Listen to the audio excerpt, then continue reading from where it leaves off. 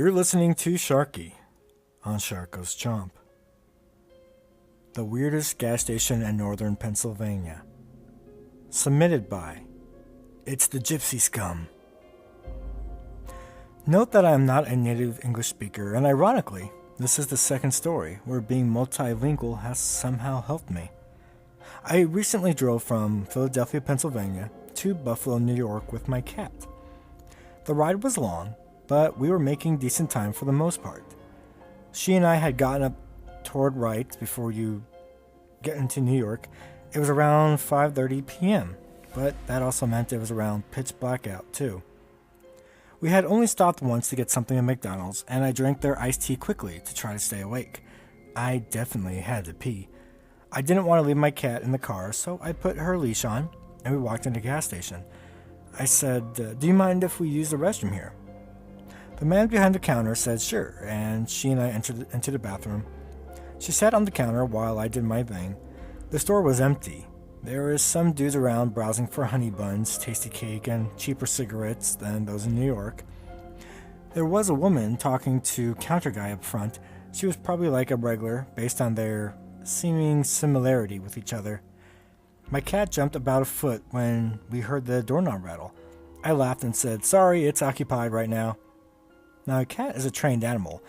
She is trained to handle people, stimulating situations, crowds, and relatively loud noise. She hates cars, though. I looked over at her after the jump, and her tail was as full as could be. She got low and slipped up to her favorite position on my shoulders. She dug into my hair with her nails and did her little grumble at me, which she does when she wants to be let outside. The door rattled again, and she reached out toward the door, like in a quick strike. It's still occupied, I called out, but I wasn't laughing this time. We then heard someone speak. It was a man's voice, and honestly, it kind of made my blood run cold. They were speaking a cousin of mine native language. English is not my first. They were saying, should I grab her when she comes out? And in my native tongue, grab doesn't really have to have the multiple connotations like it does in English. Let me grab them before I go. I have to ask something, grab a bite to eat, grab by the hair, etc. They used what was similar to take, as far as I could tell through the door. No, the cashier is right there. We can go stand outside. I think her car is the blue one. My cat did get her angry grumble bug sound, and I tried to pet her to reassure her.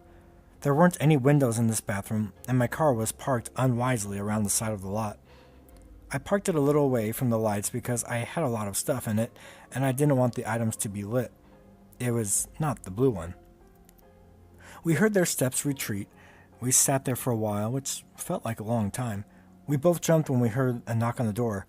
Come out quickly, and my girlfriend will lead you through the back to your car. They are standing out by the pumps. It was counter guy, and who I thought was the regular. I opened the door, and she ushered me to the back. Not smart, but I didn't know what else to do.